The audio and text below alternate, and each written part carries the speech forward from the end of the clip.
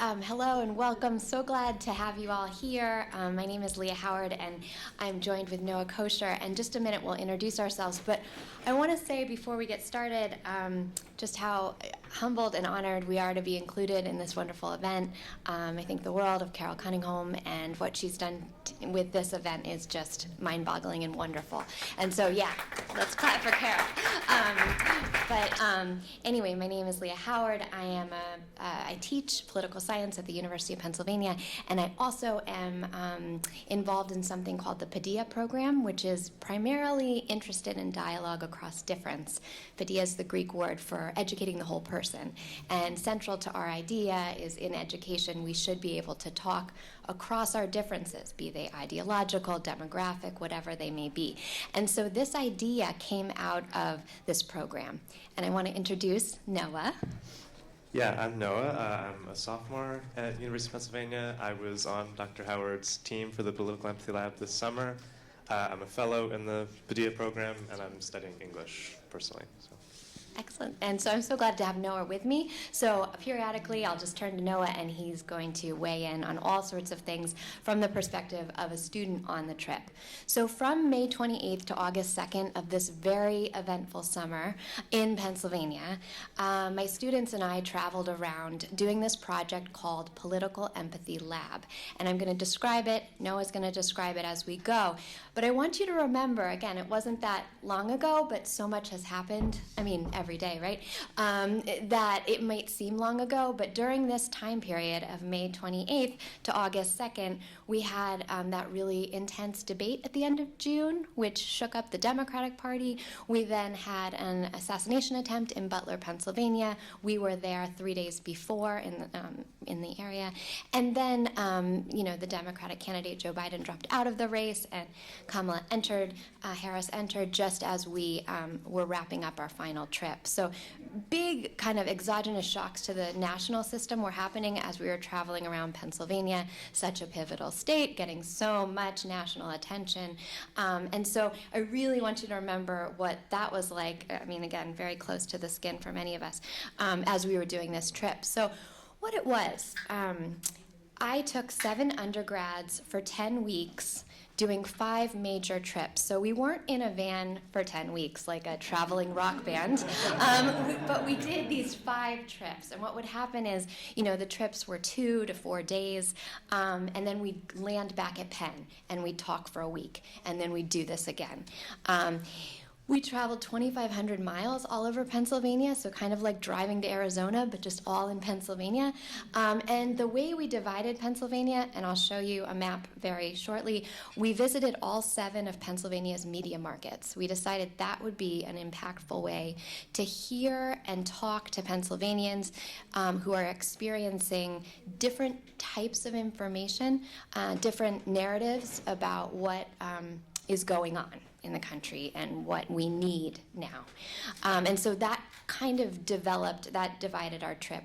We used all sorts of ways of we interviewed many people at Penn to help us do this. Our transportation director helped us, but mostly we have someone at Penn called a director of Commonwealth Relations who has relationships with people all through the state. He helped us as well. Michael Smith, love him.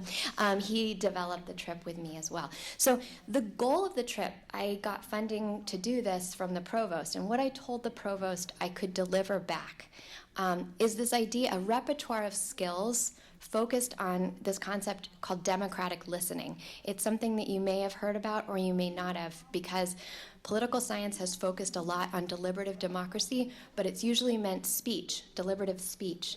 It hasn't done a good job, the discipline, I will critique it, hasn't done a good job on listening. So we can talk a lot, and please, we know that, right? But when it comes to how to listen and how to demonstrate that you're listening, we know from research that if you can from your facial expressions and many things demonstrate to someone else that you're listening to them, they are far more likely to respond, to respect you, and to respect the party you represent, even if it's different than their own. But we don't have a lot of research on the exact mechanisms of what that looks like and how you do it. So this was our charge. We wanted to develop a repertoire of skills. What does it look like? What does it feel like for my 7 undergrads, all members of Gen Z, to go out into Pennsylvania, talk with strangers about politics, but not in a way that is persuasive. We're not doing any canvassing, or not in a way that's extractive. We're not doing polling. Again, both really important things that my colleagues are doing and everyone that I respect is doing, not what we were doing. We were just listening. And again, it sounds like just listening, but it's really very hard, right? Especially when things are so charged emotionally, right? And so this was our trip. These were our 5 trips. And you'll notice the lettering there, that corresponds to the media market. So NEPA stands for Northeastern Pennsylvania. Hilly, as you may know, Harris, Lebanon, Lancaster, and York. And the others are pretty self-explanatory. That was our route, and then you'll see the starred places. Those were places we actually stayed. And you'll, if you grab one of the sheets that I told you about, I have the map there too. But it was really interesting. Of course, there's like large swaths of Pennsylvania we left out, but these are the places that we went. And we spent, with the starred places, we generally spent 2 to 5 hours in those places. And I'll say more about our methodology shortly, but I want you to see where we went. This was our team. So the first picture right there is us at a rest stop. We're at a truck stop in Erie, Pennsylvania. We spent a lot of time in Pennsylvania rest stops, I will tell you.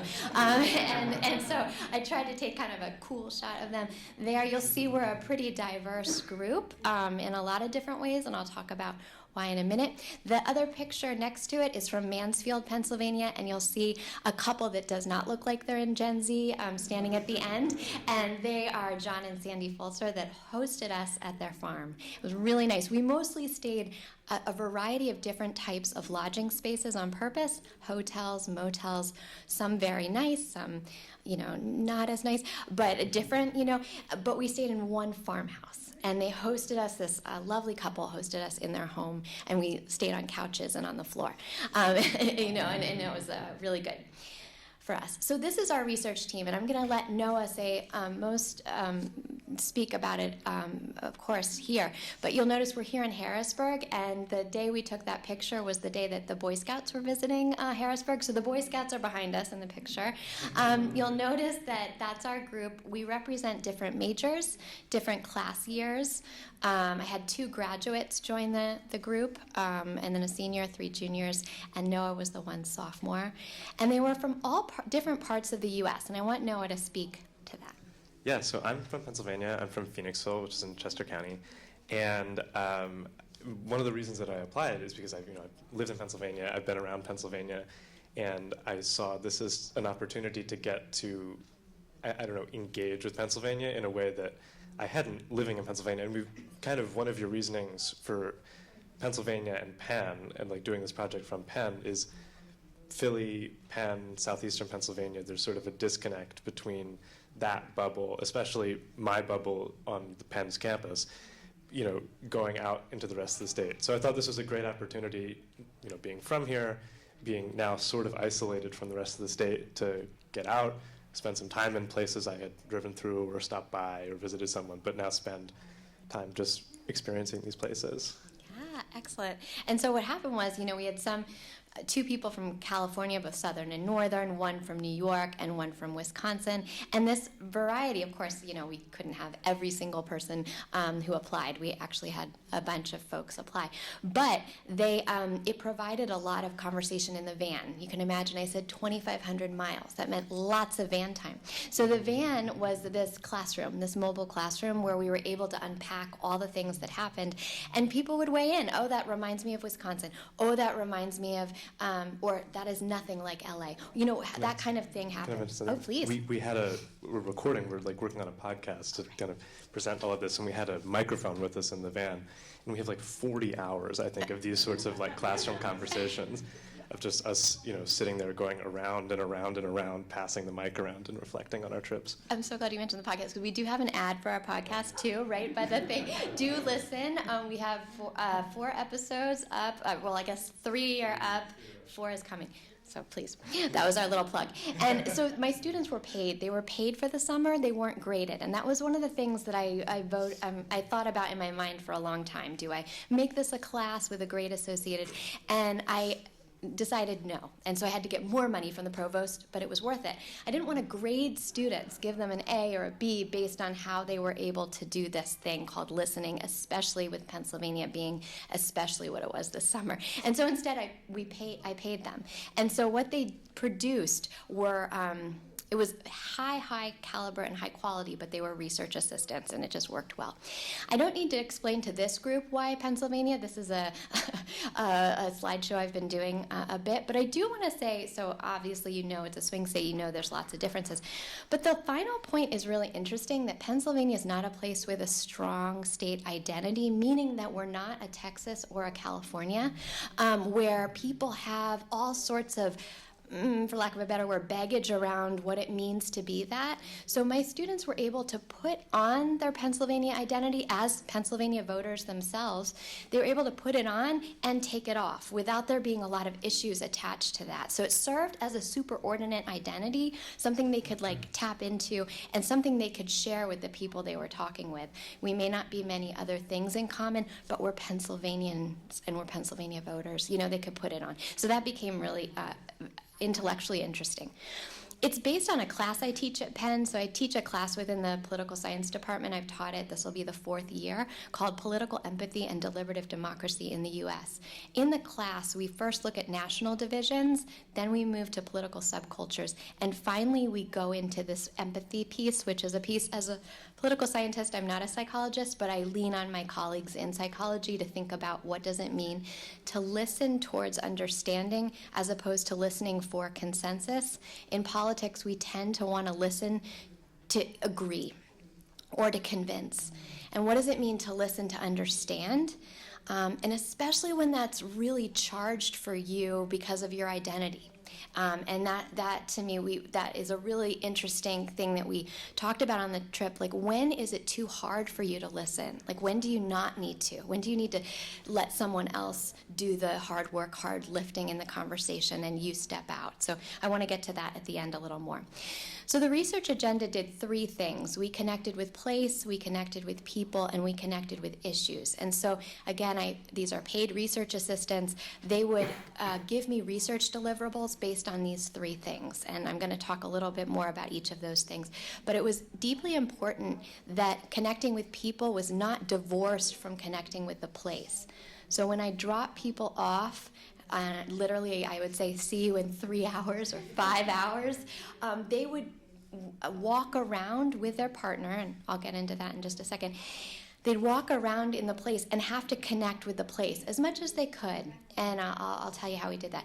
Also, then it was connecting with people, and then finally, each student had an issue that was important for the 2024 election that they were responsible for. And that was just to kind of divide the universe of important issues into people so that, say, if Noah was, involved in really interested in climate change, everyone could funnel information about climate change to Noah. It was to divide up this big election. When students walked up to people that they were going to talk to, they for sure said, we're not canvassing, we're not polling, we're just listening. That was a really important piece of our script. We had IRB approval, Institutional Research Board approval from Penn to do this research, which meant we had to at some point disclose that we were from the University of Pennsylvania. Otherwise, that would be in violation of many things. We didn't have to lead with that, though. And we found sometimes when we even led with, hi, we're the Political Empathy Lab, people ran, So we had to change. We really changed our script a lot. And so we started to say things like, hi, we're traveling around Pennsylvania. We're really interested in the issues that matter to you. We took politics and made it issues. And then we're not canvassing. We're not polling. We're just listening. And yeah, we'll take questions in the end, if that is okay. We're almost there. Yeah, sure. Yeah, and the difference, I think, in how people reacted to us before we made that change and after was pretty tangible. I mean, even just in one conversation, sometimes, I mean, especially at the beginning of the trip, before we'd like sort of tweaked our strategies, we'd walk up to someone and be like, we're researchers from the University of Pennsylvania, and they're like, oh, I don't know, I don't really want to talk to you. And then we say something like this, like, we just want to listen. I just want to hear, like, it doesn't have to be a big thing, just like whatever comes to mind for you. And then we'd talk for 45 minutes. There's this one conversation that I remember distinctly, me and my conversation partner I was walking with, we went to a library, and the librarian's like, oh, we're not sure we really want to talk.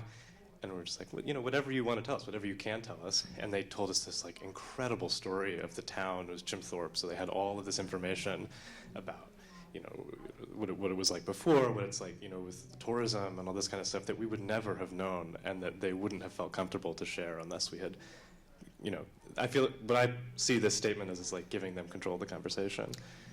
Most definitely. No, I'm so glad you said that. Yeah, and that was one of the, we'll get to takeaways in a second, and then I want to have time for questions for sure.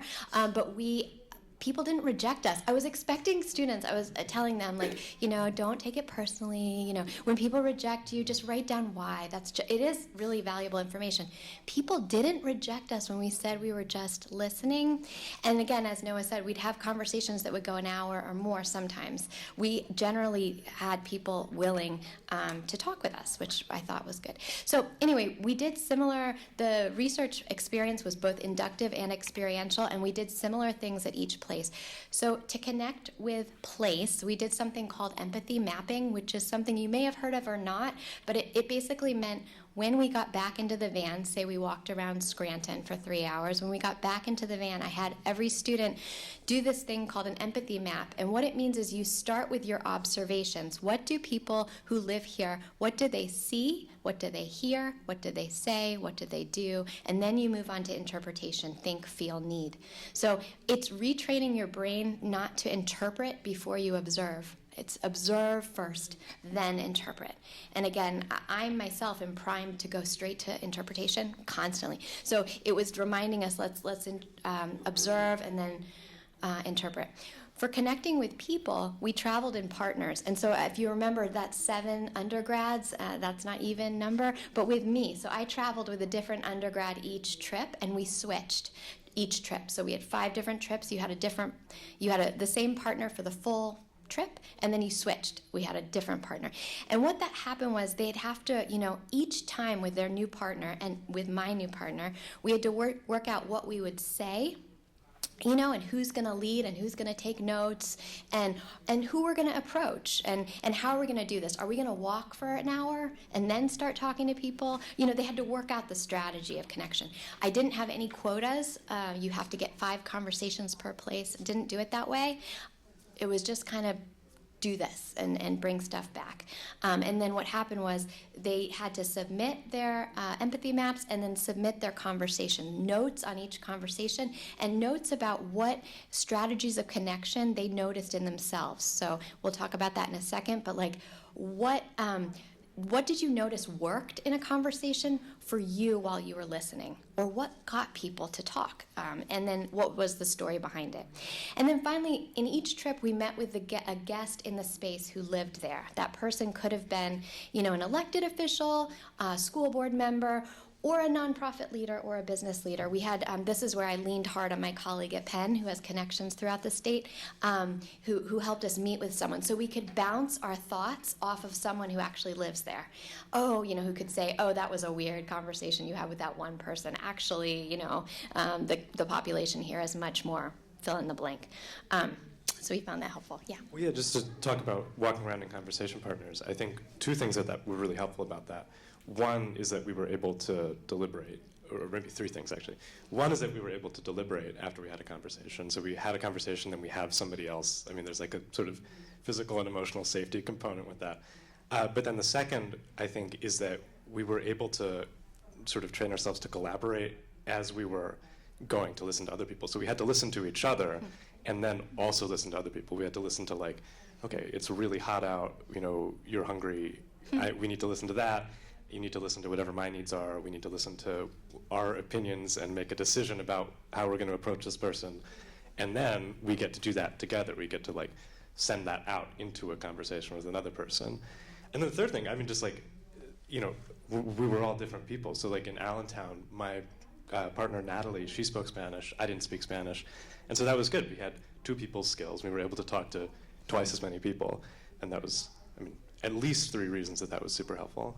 Yeah, and not to advertise the podcast again, but there's a really good story of Natalie and Noah talking about the Spanish, because there was someone who really loved Noah but only spoke Spanish and really connected well with Noah and this woman and an older woman, and they really connected well. But Natalie was doing all the interpretation, so she wanted to connect with Noah.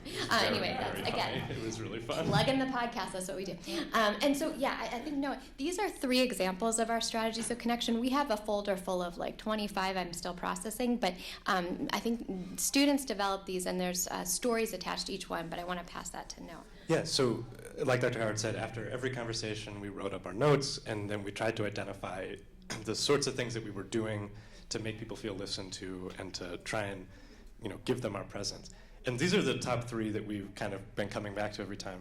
Establishing common ground, so like Dr. Howard was saying about Pennsylvanian identity, coming up to someone and being, and asking them some sort of question about, we'd walk into businesses and be like, oh, how's it going? How's your day? Are people coming through? Or you walk into a park and you're like, wow. So it was some small talk. It's beautiful out. Isn't this so nice? This is such a beautiful park. And then you ease into the conversation. That was the second thing we realized, kind of in the same vein as not leading with we're researchers, but coming in and being we just want to hear whatever you want to tell us. And then the third thing is so simple, but I realized this on our 4th trip how actively I was doing this. I realized when I would walk up to people, I'd be like, oh, hi, excuse me, can I bother you for a sec? And just and you nod and you oh, yeah. All of these things that you do with friends, but I think the challenge of this project was how can we extend the empathy and shared humanity that we have in our own personal circles?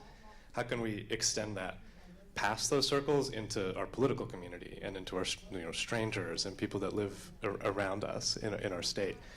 And so that was, these are 3 of the top ones. I think we'll get to questions. So how hard was it for you, or any of you, you folks, to keep your opinions to yourself? Yeah, sure. So I had this one conversation in Troy. We were at this fair, this county fair. And I was talking to a woman at the Republican table, which was we kind of were walking around at this is a nonpartisan space, but I'm progressive. And we were walking around and we were well, at some point we have to go to the Democrat table and the Republican table and speak with these people who are tabling. And that I kind of was dreading it. I was we're gonna have to go talk to the people that really want to convince us, you know what I mean? They're not just people who want to be listened to, they're people who really want to be listened to.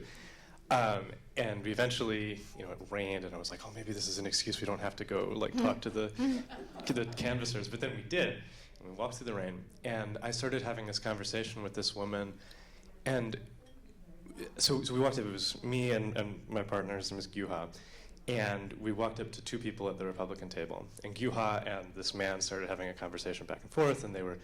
Gyuha's a very he would ask all sorts of great follow-up questions. So they kind of spiraled out into their conversation. And then this woman who was sitting there at the table as well, we were just kind of silent, watching the conversation go on without us. She started just asking me questions about myself.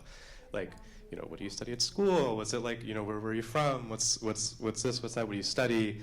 And I mentioned I study English. She was oh, what do you think about AI writing? Because she had studied cybersecurity. And we just had this conversation. She did all of the work that we had been doing. She established the common ground. She eased into the conversation. She showed signs of active listening. And then eventually we got to the point where we had reached politics, just in having a casual conversation. I said, I'm from Chester County, and she was oh, it's pretty blue there, isn't it?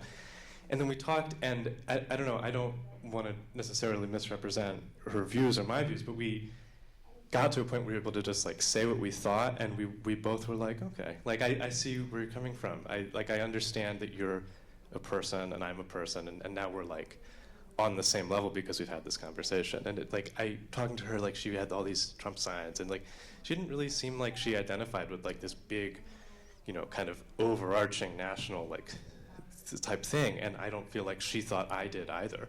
I think we both were looking at each other at first as sort of caricatures, and then we started getting into a conversation. We were wait, I'm not the crazy liberal that she thought I was, and she's not the like Trump supporter that I thought she was. So that was an interesting, interesting moment. And we had no rule, like I didn't set, it was as inductive as can be. There weren't rules around anything. And reciprocity is an important value in democratic listening, you know, and not that, right, obviously we're not robots, we have opinions too. But earlier when you tell them eventually that you are from Penn, I'm curious about the reaction there. You're this elite Ivy person, and there's a lot of animosity toward you because of that. So I was curious about the reaction that you got. Well, it's really interesting. Again, I'm glad Noah walked you through the conversation in Troy, because you got a sense of what it was like, that when you develop trust on one axis, the other things didn't matter as much, which is so interesting. Because again, when we came in with like, hi, we're researchers from the University of Penn State, that's a very different kind of conversation than you come in, again, 20 minutes in after you've shared things, and there's something, I think, so human, like I don't know anything about neurology or whatever, but it's something that lights up in our brain when we make a new friend. It must happen, right? And there's something so great about the grace and the bond that happens that's fresh and a new friend, that it forgives a lot of things, I think. I mean, at least that's what we noticed. I didn't have a conversation where someone ran away in horror after hearing I was from Penn, like the big reveal, you know. It wasn't like that, like you're on candid camera, you know, and I'm from Penn. For me, that might have happened for others. But if I could get through a few more, and then we'll be done, and then I will take all the great questions. But yeah, this is actually, we just have 2 more slides. So I just want to run through a couple. We have, as Noah said, like 30 to 40 hours of audio we're going through, and we have notebooks, so many notebooks. I mean, please, when you go on a trip for a week, you want to tell people about stuff. We were on the trip for 10 weeks. Like, we have so many things to process. And because August 2nd and then Penn started right away and teaching and all that stuff, I haven't had a whole lot of time to process, nor has Noah. He's in the middle of finals right now. So kind, he came.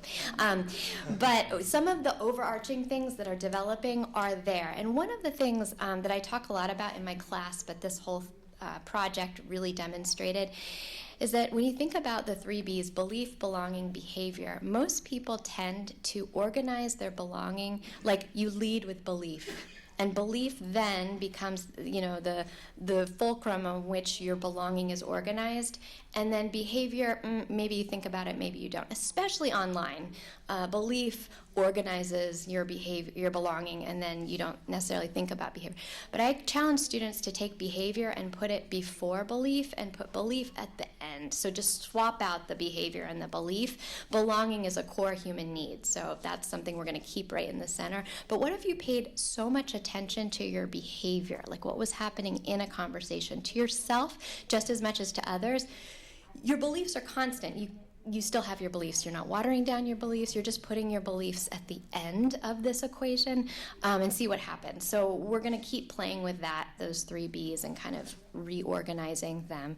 Then proximity. How much proximity matters? As much as political science has gone, in my opinion, off the deep end with quantitative analysis and data studies and kind of conquering the data, large data sets, proximity matters. You might know so much about Pennsylvania based on the data, and then you go somewhere and you're like, ooh, so interesting to be there and to think about things. So we didn't look at data before we went into towns. We could have done that, but we didn't. We didn't know census information. We just went in and met people. So just the importance of proximity. The importance of attention and slow thought. So I was paying students to do something that they don't have time to do in real life, right? Which is slowly go up to people and talk to them. We are so busy, myself included, that we don't have time for conversation, right? And I was paying people, like, go and talk to people. So again, the importance of paying attention both to yourself, taking time to do this, and connecting. And because we traveled during the day, and it was often during work hours, we had students connecting across generation a lot, which was really cool to notice, because we didn't travel on weekends. We also, these final 2 points, bonding as a team helped us bridge with others. when we had conflict, and you can imagine, please, like people traveling, there's conflict. When we were able to bond as a team, it made us even better at bridging. So we had a situation. Do you want to share about Gettysburg? Yeah. Well, yes, we did go to Gettysburg, and Gettysburg is a hard place. I mean, we went on a historical tour, and there's like, we had a couple of people who were like, why did they talk about Robert E. Lee like that? And we had, and some people who like hadn't noticed, and there was this sort of like really, I mean, it was a really feeling conversation. We had 7 people with 7 big feelings about a place with a lot of big feelings. And we just sat in the van, and we had to do what we were doing. We set out to be like, oh, we're going to go talk to people in Pennsylvania, and then we ended up in the situation in the van where we had to do it together. We had to listen to each other together and like humanize each other together, and that made us just even better at extending that humanizing to other people that we met. Yeah, thank you. It's perfect. Yeah. So anyway, and then the final thing, and again, there's many more things, but the final thing on this list, right, is that the Political Empathy Lab gave students agency and small connections. So I teach classes in political science. At the end of the day, folks feel overwhelmed with all the social problems that they can't fix tomorrow. That seem, again, people sometimes, like, I'll teach a class and my students emotionally are on the floor, and I'm like, come on. But this, again, didn't solve massive problems. It made connections between people, and that gave, I noticed, myself and my students agency and energy for the bigger problems, because it was scary. The first conversation was very scary, but it made you exponentially more excited for the next one, especially if it went well. And that energy fueled the trip, because it kind of kept exponentially fueling the trip and gave folks, if not, confidence that all our problems are over, not that, but just kind of a roadmap towards something that I think was really helpful. Can I have one point on that? Just to go back to that conversation I was talking about in Troy, I feel like agency and connection, that was what I really got from that moment. It was just like, I was talking about charter school funding, and she was talking about abortion, and I was talking about, corporations and all this kind of stuff. And by talking to each other and making that connection, having the agency to just be like, okay, first we've realized we're people, and I know that both of our interests are in caring for people and connecting with people, and making the connection with each other and having the agency to make that connection is like, okay, if we just keep doing this and just keep showing care, those huge problems that seem completely unsolvable when it's just you, suddenly they're a little bit more possible. Mm-hmm. Awesome, and especially across difference. So we're going to end with this quote, because the obvious part about Political Empathy Lab is travel. We were traveling, and something happens when you travel that is also kind of, it not only gets you out of your own information silo, which was why we did the media markets, something else is happening. And so Noah's going to end us on this quote, and then we'll open for questions. Okay, yeah, I can read it. So this is from Jamil Zaki from War for Kindness. Bring people together and they'll awaken to their common humanity. A similar thought led Mark Twain to quip, travel is fatal to prejudice, bigotry, and narrow-mindedness, and many of our people need it sorely on these accounts. And I think that's exactly what we got, awakening to our common humanity. Thank you. Yeah, so we'd love questions, if you have them. Yeah, please. I have a question and a comment. My question is, did you encounter anyone who you would have thought was a really staunch mega person? Did you bridge with them? And my comment is, this all sounds like what we used to do before there was social media. Yeah, right. Well, and that's a really, to go to your comment first, I mean... I'm showing my age, I know. No, it's not. Well, I mean, and again, showing my age, I have kids in college, right? My own children, 2 of them are in college. I know, I'm just short, but I'm older. And just there are generational differences. My college experience did not have the cell phone, did not have, it wasn't mediated through that. I still relied on, network news and the newspaper to find out things. They have constant alerts, meaning that they can't ever go away from, Gen Z can't ever escape the news cycle. I had semesters where I had no idea what was going on, and I just lived in my medieval poetry land, and they can't. And so I think there are aspects to this project that's like learning how to live again and be human and have conversations again, like quite intentionally. Yeah. Are you finished? No, go. I think like I was saying, it feels like expanding like friendship to strangers. Like when I kept realizing, because I had been a freshman the year before this summer, so I was like, wait, so I was making friends again, for the first time after having all of my friends in middle school and high school. And so I realized, like halfway through the summer, like, wait, the things that I was doing to make friends last semester, where I was like asking people, like, oh, like tell me about like, oh, you're from there, you're from, like tell me about what that's like. You're interested in that. That same process was what I was doing, talking to strangers. So like, not only is it before social media, but also just like, I mean, I guess it is social media that's caused that to like take that out of the political conversation, but I feel like even me from Gen Z, I was like, there's a place I'm doing this, and there's a place I'm not doing this, and so this isn't so much like inventing a way to talk about politics, but just like remembering a way to talk about politics. Right, and one of our students, Autumn, she was at an earlier slide, she said now when she walks through the streets of Philadelphia, her eyes have changed, so now she's looking at people like I could interview them for Political Empathy Lab, not keeping them down and like you're in my way, which I think is a really interesting way of describing what it was, that like seeing people as, our provost says each person is like an ambassador for their own social world, and so like you're worth me asking you questions because you are the only ambassador for your social world. That's a really interesting, humanizing way of describing it. Yeah, I can address that MAGA thing. I think, again, back to that conversation in Troy, I walked up and she had all the MAGA signs and all the Trump stuff. And, I mean, like I said, we got to talking, and I think we humanized each other first.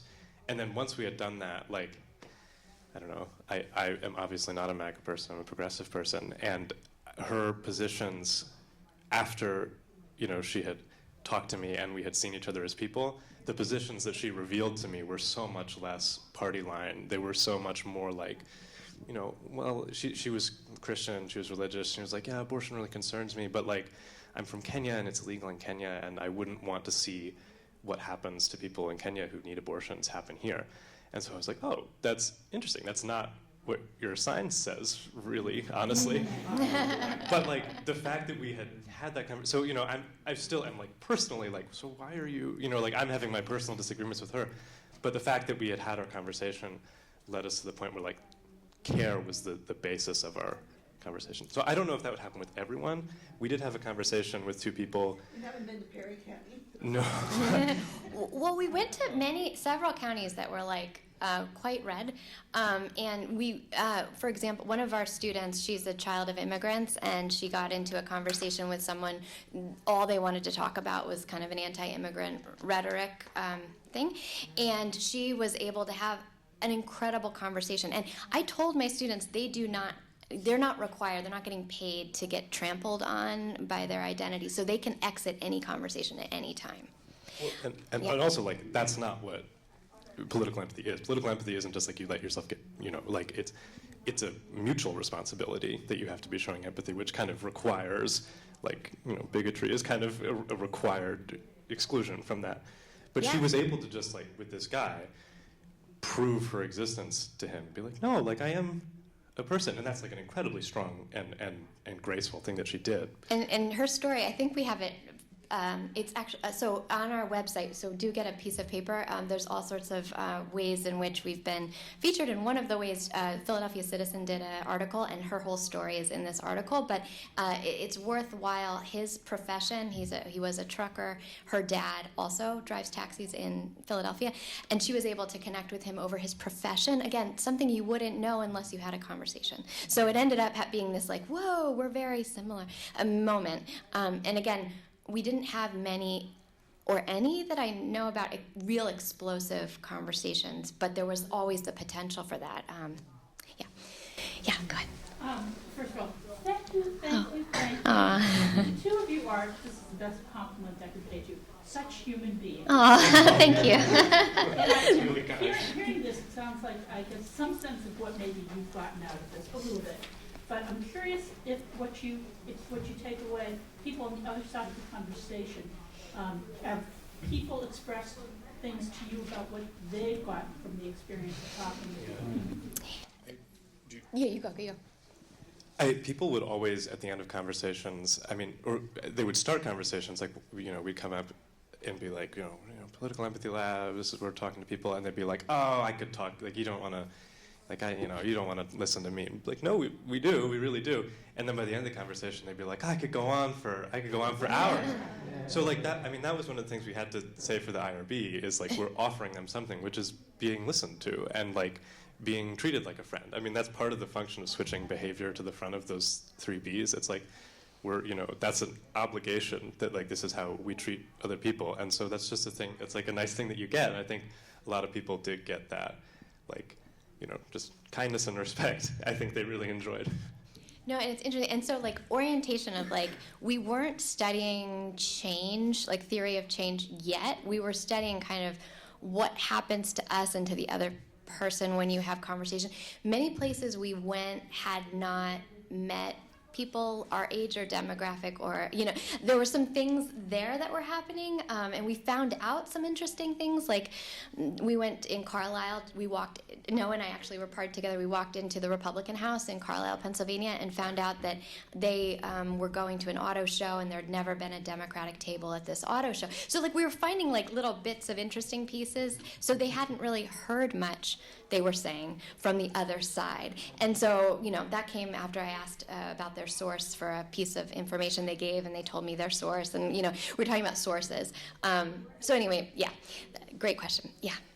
I'm curious if the students, because coming from Penn, you obviously come from a culture of privilege, and I'm wondering if there's any idea or acceptance of students at Penn that poverty is an artificially created condition. Can you say more about that? Poverty is an artificial? I'm wondering if there is any awareness or sensitivity of the young people at Penn that poverty is an artificially created condition. And then when you're going out and you're having these relationships with these people, that you see how they're positive in some of these environments over which they have no control, but you as students and connections will have the opportunity to make a profound difference in this artificially created condition. Yeah, as a student, I can. Yeah, please. Penn is not sensitive at all to poverty, I would say. I'm not poor, but I am on a lot of financial aid, and that, like, I remember, like, a week into Penn, one of my friends was like, "Oh, you're not on financial aid, are you?" And I was like, pardon? Like, I was like, wait, so you're telling me you're paying $90,000 a year to be here? Because I am not. Like, that is not a thing that I could do, ever. And my nursing student friends, they just had this moment where the nursing program did like a poverty simulator, and they had, like, this is like this week. So Penn is not sensitive. And there are a lot of people at Penn that don't realize that, like, they have control. They're going. It's Wharton. They're going into finance. They have control over. Or they're going to be part of this system that has control over a lot of people's lives. And they don't realize that. And I think that's like more even than us as Penn students going and talking to conservative people. It was coming from the richest corner of Pennsylvania, and going and talking, and again, not all of us were rich either, or the students, a lot of us were also on financial aid. But that group coming from this culture, that space, and that's like Rittenhouse Square, and and then Penn's campus. It was us going to rural areas, and that was that was the more important, or maybe not more important, but one of the super important bridging moments that happened. I think our group was very sensitive, and more sensitive than Penn as a whole. But the more that Penn could go into places that are not rich and have conversations with people and be like, oh yeah, you're a person, that's I think the more students we can get to do what we did, the better things will get at Penn, and the more sensitive, students who, are going to have a serious impact, the more sensitive they'll be. Yeah, no, and I think one thing I will just add to what Noah was saying so well is that Penn's changed a lot since I was there. One of the major initiatives they have that our former president, Amy Gutman, started was accepting first-generation low-income students. So now 30% of Penn's population actually is first-generation low-income, meaning that they go on a full ride. When I was there, it was a very low percentage. But in order to do that, they've then been accepting more students that can pay full tuition. So that's now it's, I think, up to 51% that can pay full tuition on the first day. So the middle, right, the accepting is a little smaller. When I was at Penn, the middle was 70% of the, now it's, more like 30. So Penn is an interesting institution and very much more complex than I can explain, but the perception that it has great wealth, because it does, it kind of filters in the student body in different ways. All that to say, on our trip, we had a range of socioeconomic backgrounds. That was one of the demographic differences. And that made conversation really important in the van, what's normal, or, anyway, that's ongoing. Yes, and then I know we're running out of time, so we're at 3:20, but yeah. You guys are delightful. Oh, thanks. Thank you. I have a question about, and the things that you did here and the skills that you're trying to teach us are going to be crucial when we go and speak with elected officials. I see that you spoke to elected officials and you took notes, and I'm wondering how those conversations went and if they were very guarded conversations. Yeah, we spoke with several, and why am I blanking on the first? Actually, I think the Representative Mahaffey from this area. We also spoke with Dave Reed, who is no longer a representative, but he was the youngest Republican representative for quite a long time from Indiana, Pennsylvania, and several others. And We spoke to Connor Lamb. Connor Lamb, yeah. Oh, yeah. That was that was one of our pictures way back there. Wait, yeah. I should point that out. Yeah, this is. So. There. He was wonderful. Probably will run again. That's why he didn't say it, but I was. And several others. I'm trying to think. But yeah, it's on our website, I think. But yeah, what takeaways from that? So folks who were no longer in office, like Connor Lamb, Dave Reed, were really very open and sharing, and they met with us, so they were really excited about our project. And again, Connor Lamb's a Democrat, and Dave Reed's Republican, both excited. Both actually were from Penn, too, which is interesting, had alumni connections. Representative Mahaffey was a lot more guarded. He's in the middle of doing the job now, and I think he's been in a pretty awkward set of situations. He was cut off from the Republican Party. He was telling us stories of why he got into politics and why he has been persecuted a little bit within the Republican Party. But yeah, he was a lot more guarded. But we had a dinner with him, and it was mediated through, again, Michael Smith, who's our Director of Commonwealth Relations, and that really helped because he had the relationship already, and we just, that's where being just students was really nice. Do you know what I mean? We could lean into that identity, like, we want to learn. And so that it wasn't, threatening, and we're students in Pennsylvania, so. Yeah, they were more open when we were like, just tell us, like, how'd you get into politics? Like, what do you want to, like, we want to learn, we're kids, like that. It helped. Yeah, and so I know we're coming, I guess if someone doesn't stop us, we could do another 5 minutes. I don't know. Okay. Yeah, I have a question about, I can easily get into a conversation that's empathetic and relatable, and I'm connecting on all levels with the person, and then suddenly they come out with a different set of facts. The sky is green. Mm-hmm. Yeah. They're eating dogs and cats. Right. How can you support them eating dogs and cats? And how do you deal with a person who has facts that are not facts?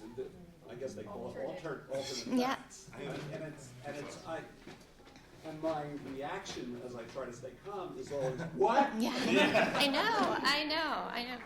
Well, yeah, I think, I mean, the story of our others, my fellow student Lynn, who talked to that man who, was like, wanted to go on an anti-immigrant rant. I mean, it's not easy. I think that was the hardest thing any of us did on the whole trip. But she was just like, okay. And like, I mean, it's like, I don't know how to describe it, but that's sort of like self-sacrificial, like I have to get through to you somehow. It's kind of like when you have like a family member who's like making a bad personal decision, and you're like, okay, like I'm not gonna shut you down because that's gonna make this worse. I have to like somehow quietly prove to you that that's completely incorrect and out of line. And I mean, that's ridiculous and impossible and difficult. But I think that's like the only thing. We had another conversation in that Republican committee. You said about sources. They said, we read Newsmax. This is where we get all our stuff. Yeah. And we were like, okay, like sure. And I think it was not a comfortable conversation. They were, in terms of like times people were hostile about Philly and Penn, that was the moment where they were most hostile about it. And I think, again, sort of similar, we didn't get as much. We didn't have as much of a connection. We didn't make as much of an impact on them, I don't think, in terms of like, please just like don't be mean to us. But like they didn't get nicer to us over the conversation. We didn't that wasn't a moment where we made a connection, really. But we, I think, saw, they just wanted us to talk to them. They didn't want us to leave. Yeah, the office had closed, half an hour before, and we kept apologizing, and they wanted us to stay and keep talking to them. So I think what was interesting is, and research shows this, that so Matt Lewandowski is a Penn professor who studies political polarization, and his research shows that if you have something like a 10-minute conversation with someone of the opposite party, and they can sense you're listening to them, for the next 2 weeks it will influence their opinion of the opposite party. And so again, these are perceptions, and because the world is so controlled by emotion right now, I think emotion matters in a way. So again, it's obviously you're self-regulating, and if you can't, you need to step away, and I do need to step away. But it's a stranger, it's not your uncle, or your niece or whatever. You're not forced to have dinner with them every other day forever. You're going to say goodbye. And so there is something interesting to practice your skills. I'm using my empathy muscles, because if you don't use your empathy muscles, you lose them. So there is an opportunity for you to gain something regardless. And so even though we didn't skip with down the street together afterwards, we did get an opportunity to grow, and maybe we put a couple things in their mind that they didn't have there before. So thank you all so much. I know we're at the end. Please grab stuff and please come up afterwards. But thank you so much.